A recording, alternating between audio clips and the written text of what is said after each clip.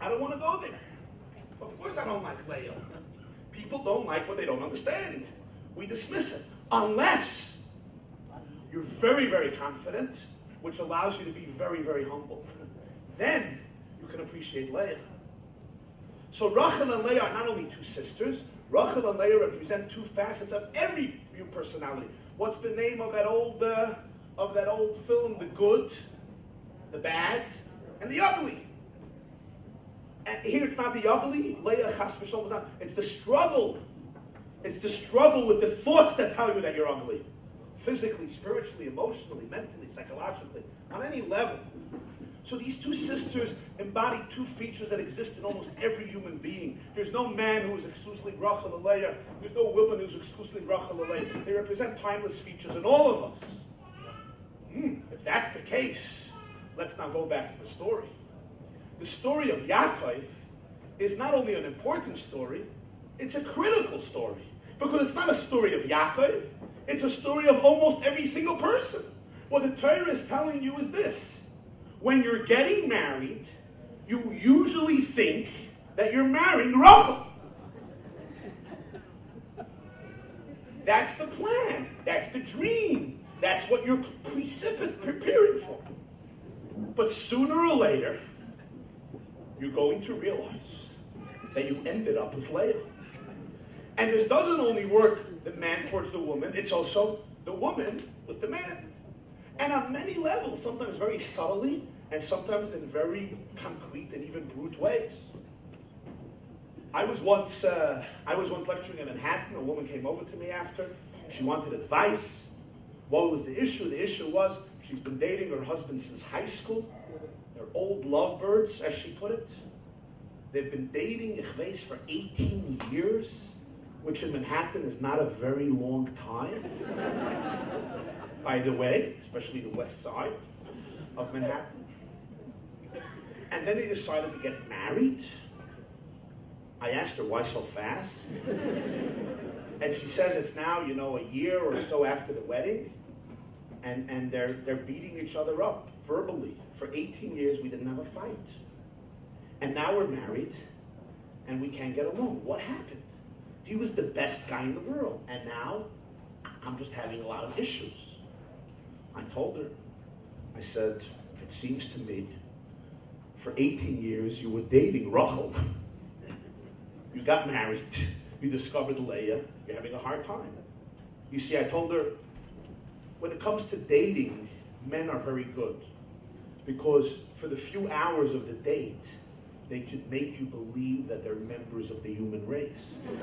For a few hours during the date, they can disprove Charles Darwin's theory of evolution. Every guy has a sister who tells him, you open the door for her. My sister told that to me. You open the door for her, and you greet her nicely. You know what I mean? Right? I'll tell you a classic Chabad story, okay? There was what they call in Chabad, a Hasidic Bach. You know what a Hasidic Bach is? A very Hasidic boy, which means doesn't speak to girls, doesn't deal with girls. But he had to date, first time in his life, talking to a girl, Rahman al-Islam. What do? He's not going to talk to her. It's enough that he has to date. He's going to talk. So the guy is sitting in the car, and he's not saying a word. Now, she's actually an intelligent girl, so she tries to make conversation. She doesn't shrivel up in insecurity. She's like, hi. He's not answering a girl. It's not sneeze. He doesn't answer. Maybe tell me about your family. Doesn't answer. Where were you for the summer? What do you learn? What are your plans? No answer. Finally, after an hour, how do I get to this guy? So she had a brilliant idea. This was in Brooklyn. The Shabbos before, the Rebbe had a Farbrengen. The Rebbe had a Shabbos gathering. So she turns to him and says, maybe you'll tell me over something that the Rebbe said at the Farbrengen. Finally, he looks at her and he says, now you're going to mix the Rebbe into this? No way. But they got married. They got married. And they have quite a good one. Because he's real, he's authentic, he's connected to God. When you're connected to God, you're connected to your wife. When I dated, I told my wife, I was looking for something to say. So I told my wife that they say there was once a bach who didn't know what to do during dates. He went to the Rosh Hashiva. Rosh Hashiva said, the first date, you talk about food. The second date, family. The third date, you get into philosophy. So the first date, he's quiet for 2 hours. And then he tells her, do you like spaghetti? So she says, no. That's the end of the date. The second date, he asks her, do you have a brother? She says, no. Okay, that's the end of that date. Now the third date is philosophy. So he says, if you would have had a brother, do you think you would have liked spaghetti? So this is what I told my wife, Esty, on the third date. So my wife tells me, and they got married. And they got married, right? So when you're dating the guy, you know, he can ask these questions. Do you like spaghetti? Do you have a brother? What do you like spaghetti? And he's a mensch. He gets into the car, he looks you in the eyes, he says, tell me about your life. And for the next 2 hours, you tell him everything that happened in the last 24 hours. He says, let's go back 48 hours. You spend another hour, 72 hours. As long as after 3.5 hours, he can drop you off at your apartment or your flat or your home or your dirah, and he goes back to his place. And he comes into his own little apartment. I'm telling this girl in Manhattan. And he throws off his shoes. One shoe in the north and one shoe in the south. And nobody is there to tell him how brute he is, how he doesn't have manners, how disorganized he is. And then he throws one sock to the east, Zeichel Yerushalayim, and one sock to the west, Zeichel to the Mediterranean, Yam HaTichon, Yam HaGadol. And nobody tells him that's disgusting. And then he plops down on the couch with a bag of potato chips, a twig of beer, and that's dinner, 3 bags of potato chips and a twig of beer. Opens the TV, watches a tennis match from 2 people of Czechoslovakia that he never heard of, and enjoys it. That's called social relationships. And finally, he falls asleep on the couch. 20 minutes later, snores on the couch, wakes up 1 in the morning, sweating. The couch is oily. He gets up, he looks like a hippopotamus at this point, walks slowly to his room. Problem is his bed is covered with laundry, with all the laundry that came back from the cleaner, so there's only like a little corner of the bed that doesn't have clothes on it. He crawls in there, of course, with his clothes, into an oily bed filled with laundry, goes to sleep. The kitchen is stuffed with dishes to the top of the last 3 years of him living in that dormitory room wherever he is. And it's perfect. It works wonderful. It works magic. He's a great guy on the dates. It's wonderful. Then you marry this guy. You marry this guy. For starters, you have to witness what the bathroom looks like after a shower. Noach's flood pales in comparison. It's more like the Philippines typhoon. What's even worse, when the guy comes out of the shower, you know which towels he uses to dry his body? He uses the towels that have tassels on the bottom instead of the other towels. Little does the fool know that there are 2 sets of towels. Look how the men are looking at me. They never heard this. Little does the guy know that there are 2 sets of towels. There are towels that are made to dry your body. And then there are towels with tassels. Listen in, listen. There are towels with tassels that are not there to wipe. They're there solely to create artistic symmetry between the wallpaper, the color of the toothpaste, and the rug, and the toilet.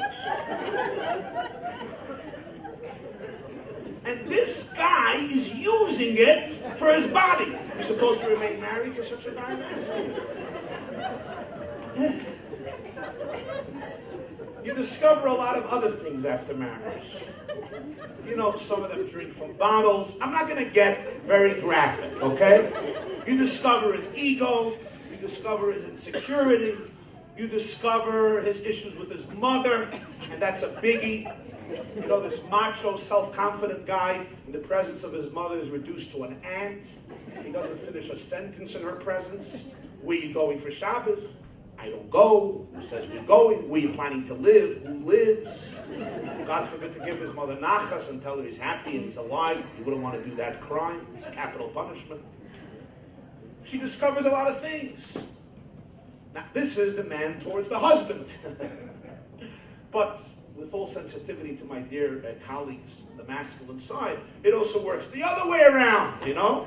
You marry, you fas toya, you fas mara, this picturesque, impeccable, flawless girl with ala milas, sensitivity and humor and wisdom and integrity and a good wife and a good mother and good values and good ideals. And then you discover, Geval, the levels of kvetching and insecurities and fears and concerns and demons and skeletons and ghosts with this and with that. And you're like, Ribono Shalayla, Ribono Shalayla. It's not always your fast toya or your fast mara. On so many different levels. There was this guy who comes to a cemetery. And he sees this old woman in front of a tombstone, and she's weeping. Why did you have to die? Why did you have to die? He comes over to her and says, who died? Your husband, your sibling, your best friend? Who died? She can't speak. Why do you have to die? Why? He says, tell me who it was. She says, my husband's first wife.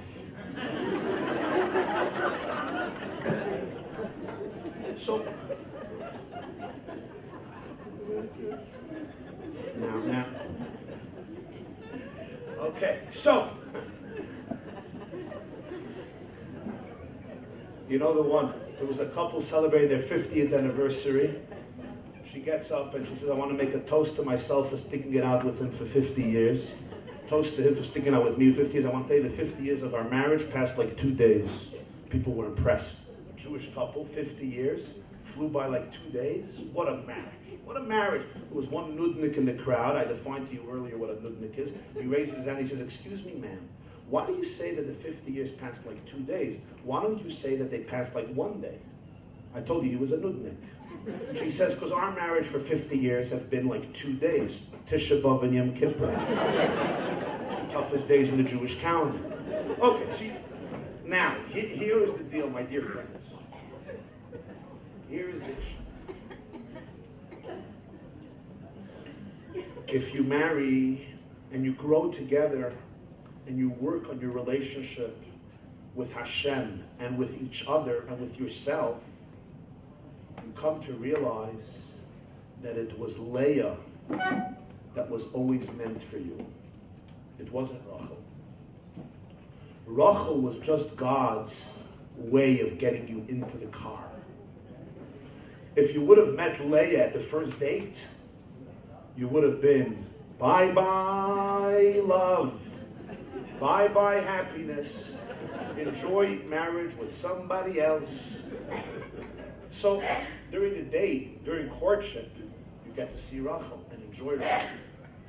And then you marry, a night, 6 months, 6 years, you discover Leah. Again, both ways. So here are 2 things to do. In California, what do? You call your lawyer. In Hollywood, you do that in the middle of the wedding. I was once talking in Hollywood. I said, here I understand the prophecy of Chazal. They put Masechta Gittin before Masechta Kedushin. I never knew why. Now I know, because already before the chuppah, you're getting divorced. In the magazines, you already have the announcement of the divorce the night of the wedding. But Judaism has a different approach. What Torah comes and tells you is something very loaded, very profound. It's the Leah that was meant for me, not Rachel.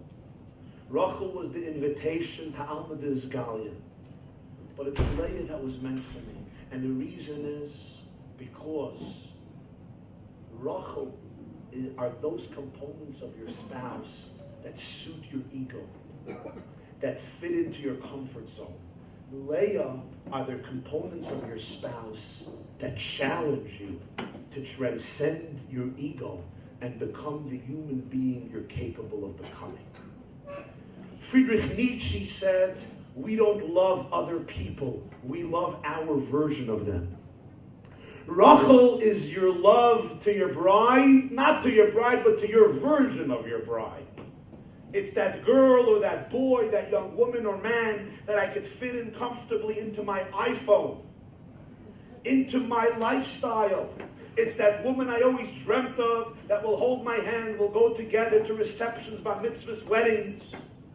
I'll have that perfect chef in my kitchen and mother of my children. Mechaya. And Leah is actually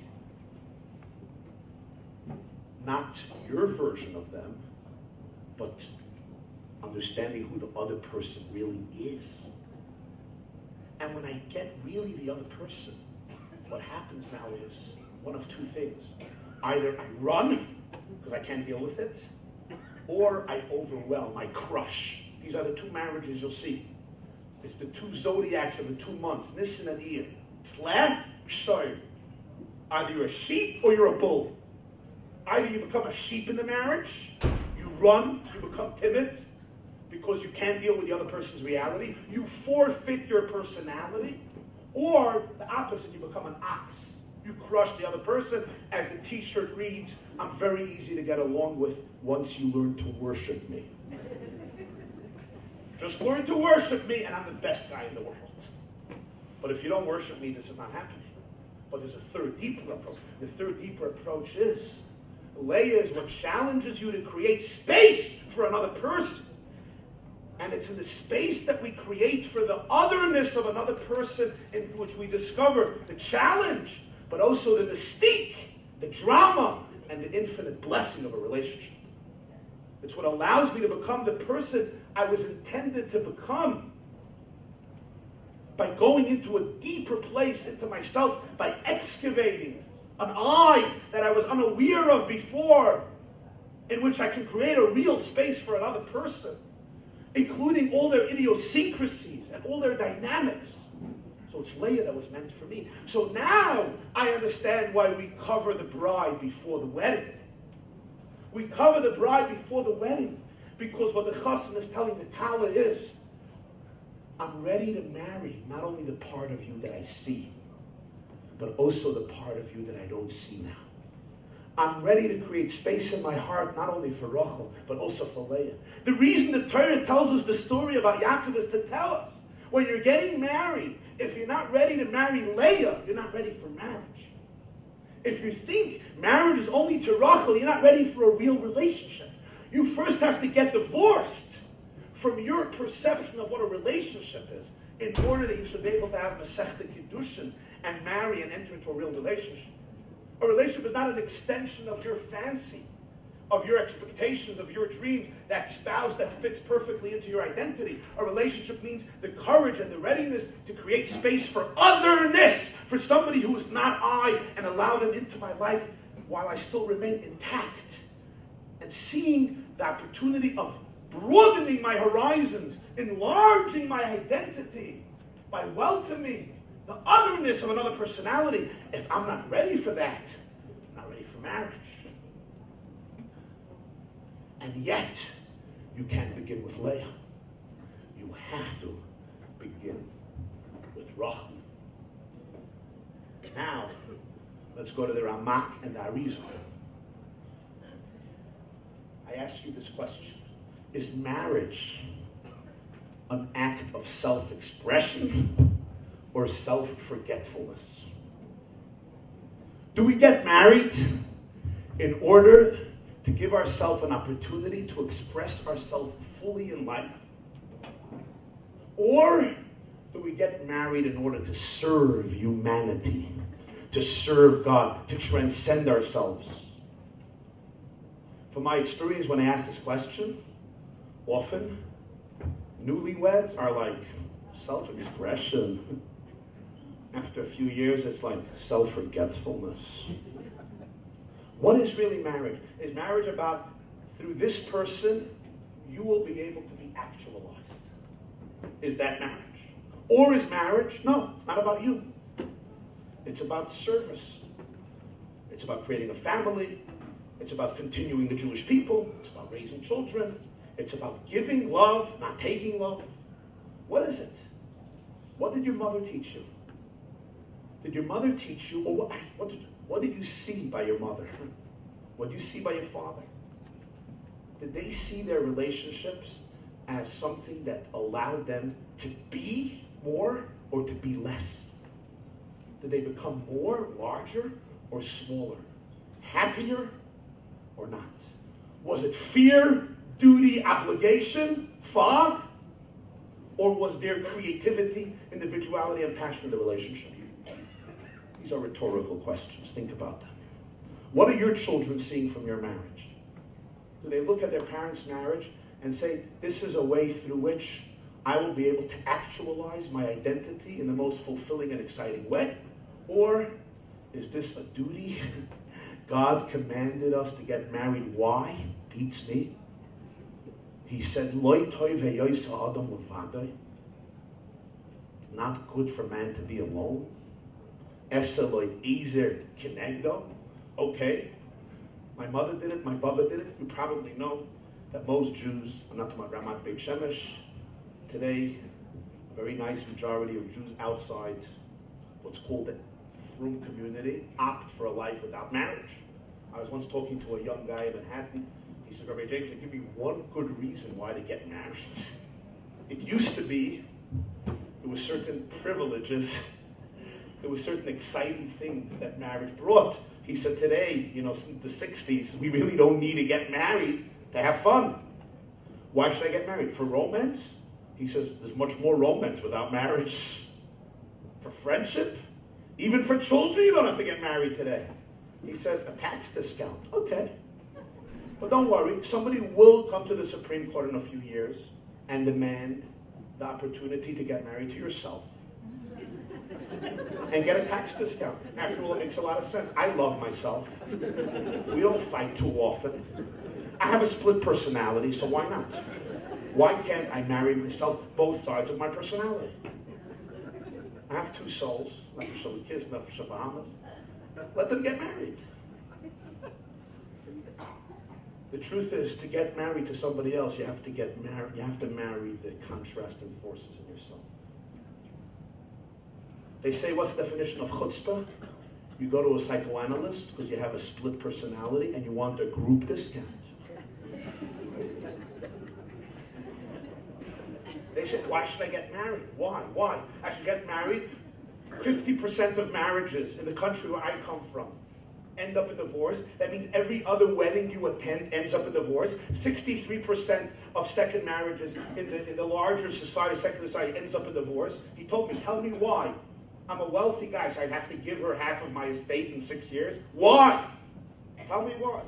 It maybe it'd work out, but 50% it won't work out. Half of my friends got divorced. Half of my class in high school had single parents. So it was a good question. It was a good question. Now, even in the communities that are defined by Torah values, which sees marriage as holy and sacred, as a divine commandment, you and me know the stress in so many relationships.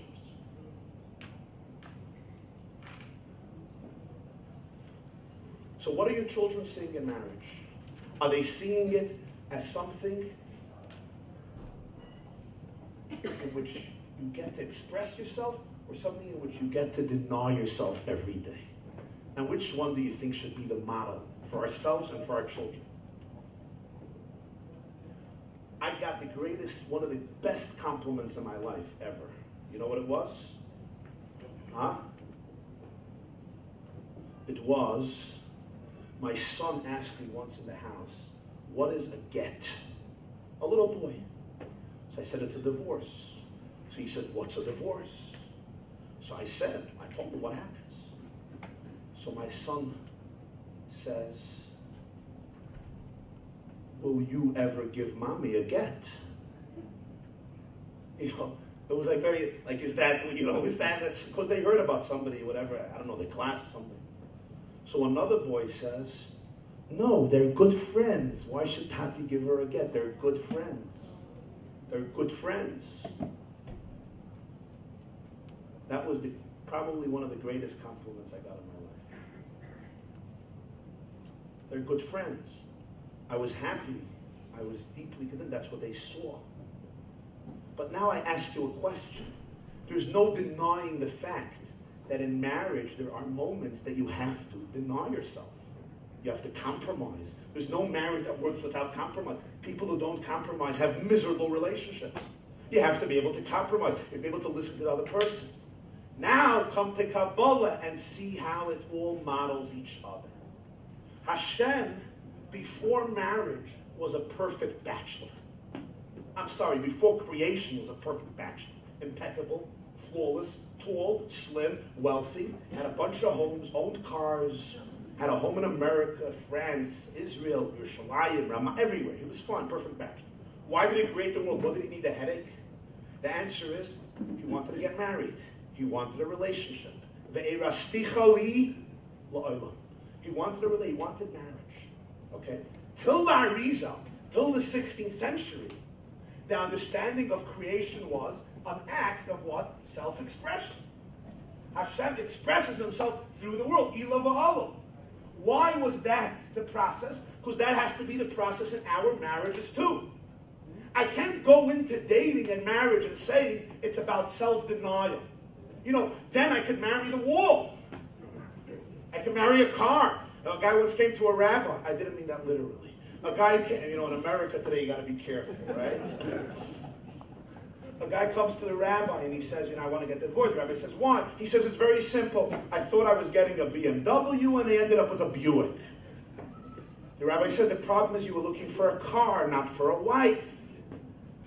If it's all about self-denial, so, you know, going blindly to the chuppah and meet her after 10 years. That works. Of course it has to begin with Rachel. Of course it has to begin with self-expression. You have to feel that this is a partner who can bring out the best in you.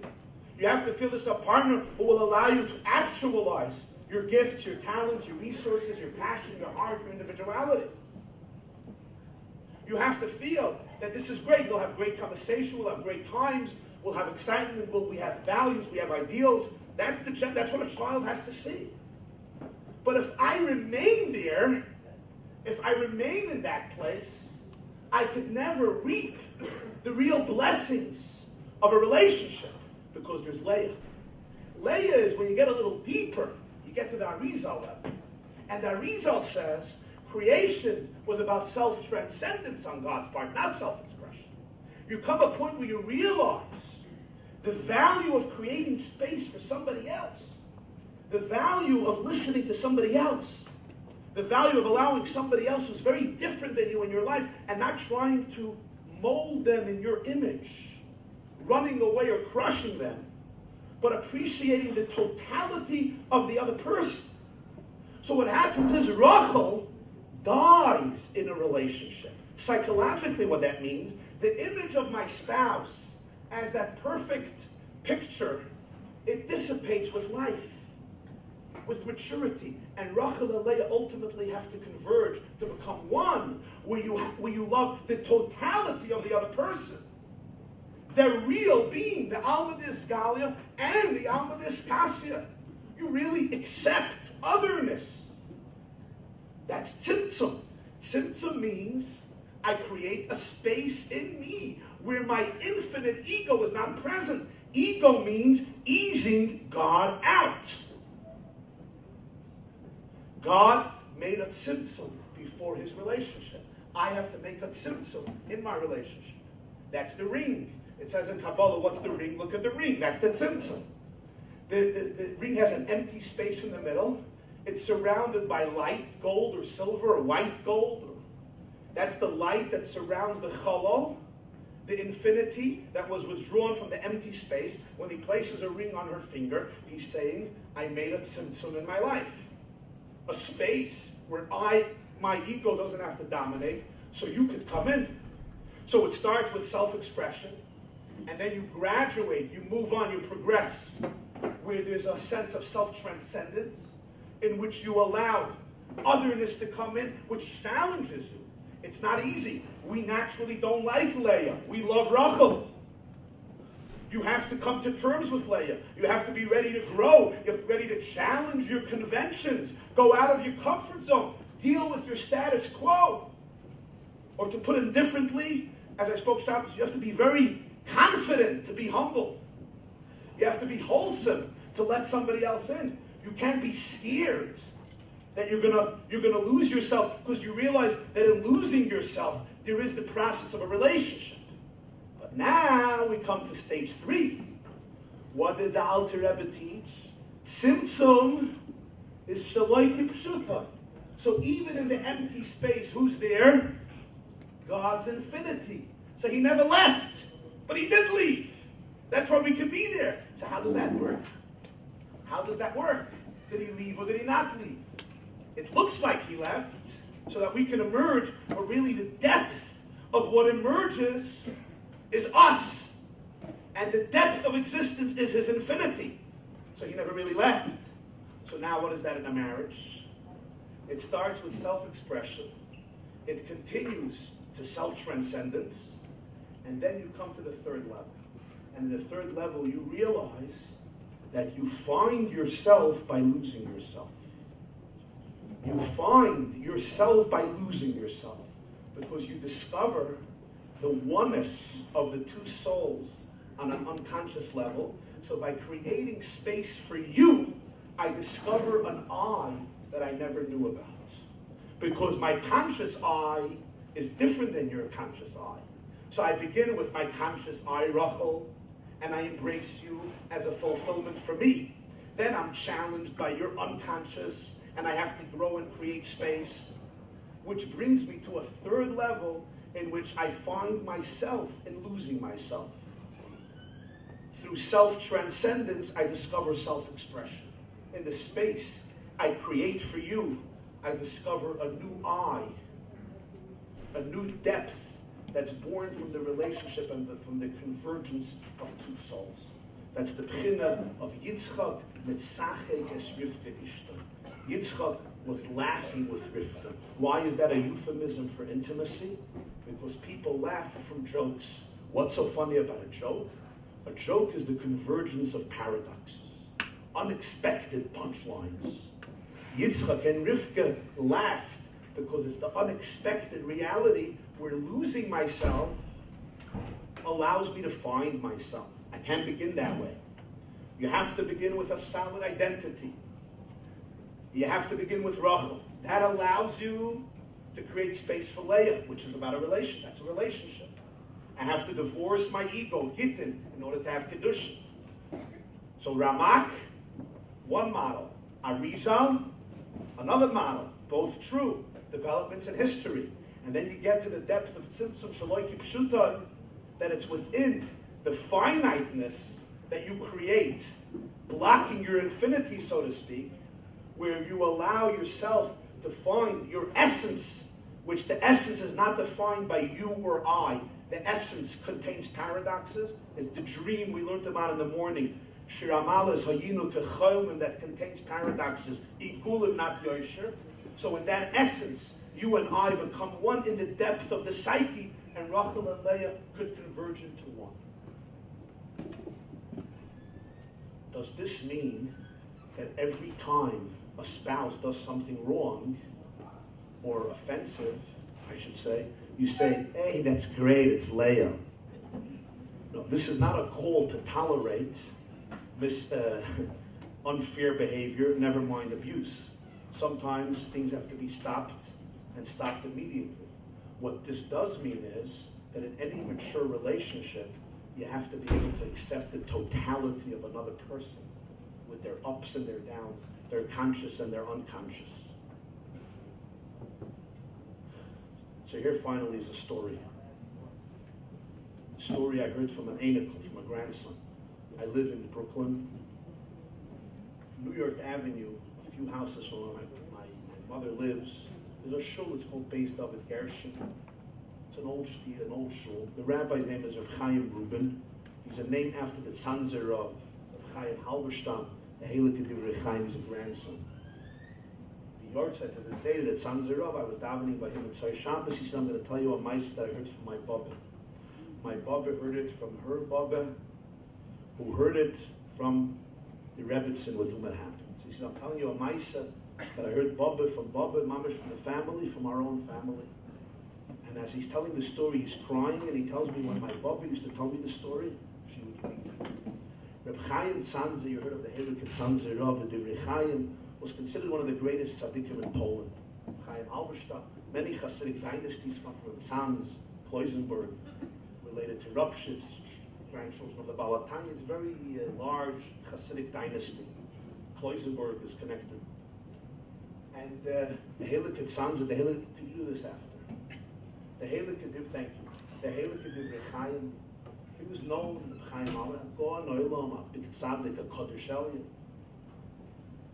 You know how it used to work at the time? It wasn't so complicated like today. It was shidduchim crisis. His father needs a shidduch for Reb Chaim Halberstadt. So he goes around. I'm sorry, he was a bocher. There was a yid named, he's known as the Baruch Tam. Sefer is called the Baruch Tam. Baruch Tam was also a big Rav in Leipzig in Poland. He's known as the Baruch Tam. Rav in Leipzig. He had a daughter. Her name was Rachel Feiga. Rachel Feiga, my mother would call, your mother, some of our mothers would call her a krasavitsa. Krasavitsa means the beauty of Poland, the Rachel of Poland. Yefastoi, Yefastma, a gewaltige, geschenkte young girl. Father says, I need a shidduch for her. He goes around to the yeshivas, says, I need the best. Everybody says, Chaim Halberstadt, who would later become the Tzanzer Rav. He goes, he meets him, he sits with him for 2 hours. He sees, his Yerushalayim, his sensitivity, his face, his learning, his midas. He saw 2 hours. Shakes his hand, he says, would you like my daughter, Rachel Feiga? Sure. They make a shidduch, they establish a shidduch. Mazel tov, he comes home, he tells his wife, he tells the kala, Mazel tov. They started paying for the chassid. His wife, you know, it's common sense. She says, my dear husband, that a son? My dear husband, 2 hours, you sit with a guy, and you decide he's good for our daughter? Come on. He says, yeah, I'm telling you, his reputation precedes him.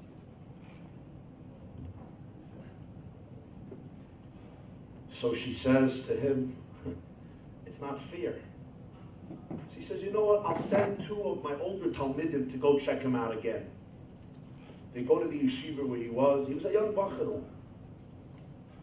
They sit with him, they come back, and they tell the Baruch Tam, did you realize his disformity, his blemish?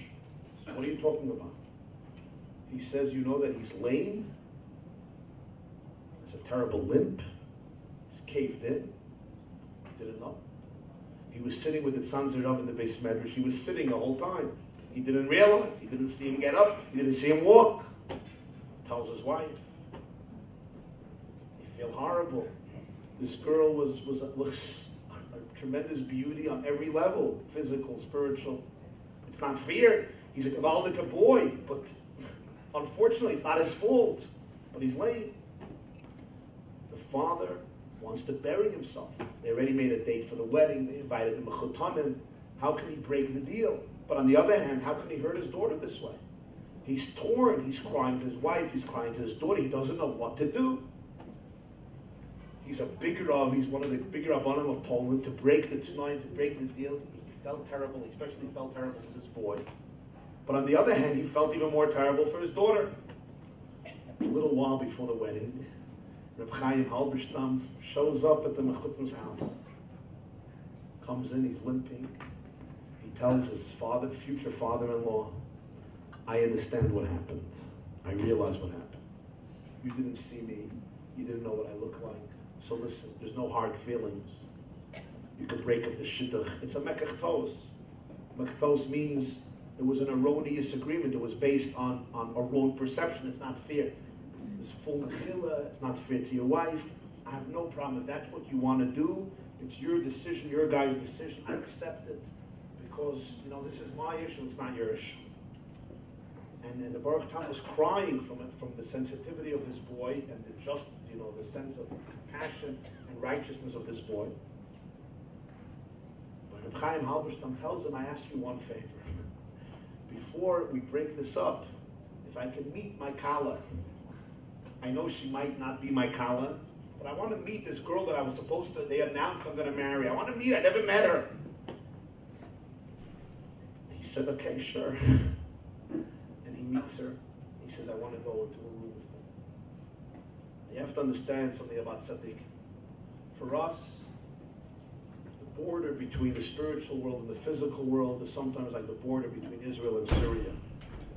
But for tzaddikim, it's like the border between America and Canada. You show a passport, you go in, and sometimes you don't even have to show a passport. He says hi to her, Shalom Aleichem. He asks her, he says, Rachel Fega, is there a mirror in the room? She says, yeah, there's a mirror in the corner. He says, I'm going to ask you to go over to the mirror. She goes over to the mirror. She takes a look into the mirror, and she gives a scream. Ah!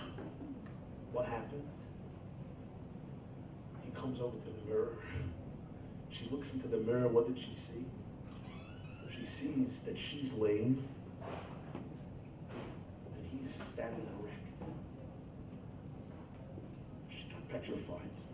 He says, relax, don't worry. It's just in the mirror. She walks away, and everything is good. She's erect, beautiful stature, composure. He's lame. They sit down, and he says, well, now I'll tell you the story. You can accept it, you could not accept it, but I'll tell you the story. Before we were born, they always announced, the Gemara says in Saita, Boyim Yoyim, you know, they announced Bas Pliny, Lepliny. But that's an announcement. Nobody knows. Before I was born, I asked Hashem, I said, could you show me my soulmate? I want to see my bashert. God says, you know, we don't do that. You know, you don't get to see the merchandise before you buy it. Chaim Tzanza says, you can trust me. I'm your servant. I'm not making a deal. I'm fine. I just want to see. So Hashem showed me your soul. When I saw your soul, I realized that it's a type of soul that's going to be born into a body that will have this blemish. I turned to God and I said, do me a favor. Give me her blemish. Since a husband and a wife are two halves of one soul, let her have a great stature, be erect, great composure. I'll be lame, I'll have a limp. Hashem says, why do you ask? I say, it's easier for a boy than for a girl. I'll sit and learn. It doesn't make such a big difference to me. I don't need people to say, you know, you fate Torah, you fast Mara. For her, it'll be much more difficult. I'm asking you, give it to me instead of her. God agreed. So my soul came down into my body, and your soul came down into your body. The mirror, what you saw in the mirror was a reflection of the way it was in the higher worlds. The way it was in the pristine worlds. I wanted to show that to you. Now you have to make a decision. She comes out of the room. Reb Chaim Rubin, the grandson, is telling this to me. He's crying. And she says, Tate, Mama, Mazel Tov, das is my chassan. And everybody knows that the Tzan Zerov was married to Rebbe Rachel Fega, and he was lame. He had a terrible hip. And he was one of the Gedolei Adar, was one of the great people of the generation. This is the third level. Because sometimes I see something in my wife that's bothering me. Or she sees something in me that's bothering her. Or you see something in your spouse that you can't make peace with. Instead of getting angry, frustrated, upset, you have to think about something. Is it not possible that this blemish was really yours? And she took it upon herself to have it so that you shouldn't have to deal with it. So instead of getting frustrated, hold her hand and say, let's work on this together. Maybe the other way. Maybe you had that blemish and he took it from you before you were born. So that you don't have to deal with it. So instead of getting frustrated and angry, realize that in the unity, you'll be able to find a solution. So here we have a model of how relationships work. Self-expression is the first thing. It's critical. You can't deny yourself when you're choosing a partner. You can't. People who deny themselves when choosing a partner are making a grave mistake. When you tell somebody, forget about your emotions, it's the right thing. Please. Chas v'shalom. I met a woman, she's having a horrible marriage. I said, why did you get into it? She says, they told me all the emotions will come later. All the emotions will come later. A lot of emotions will come later. Some emotions you're supposed to have before. But you have to move on to Leah, and then you have the convergence of the two. So, my dear friends, I want to bless you all, that your relationships for the next 50 years, and the 50 years afterwards, as well as your children and grandchildren, should pass like 2 days. Like Purim and Simchas Torah. Thank you very much.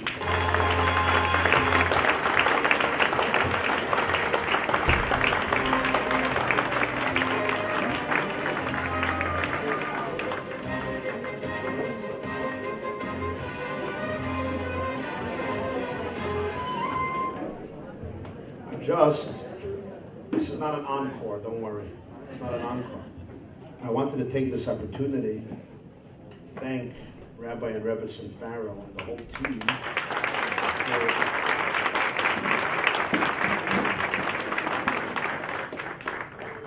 I used to come speak to them in Manchester.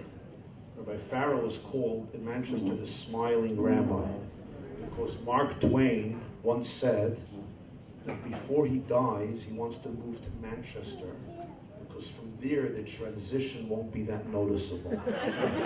That was till Rabbi Farrell was sent by the Rebbe to Manchester to bring in the Ruach, mamash of life and chassidus and this. So now they brought the Ruach from Manchester that they created in Ramat. So I want to thank them for the privilege and opportunity to address the splendid and warm and hospitable, beautiful, godly community here of the heights of God's Son, Ramat Beit Shemesh, and for meeting so many great souls over over the marathon. I wish it would have been a marathon that would make us lose some weight, but another different types of marathon.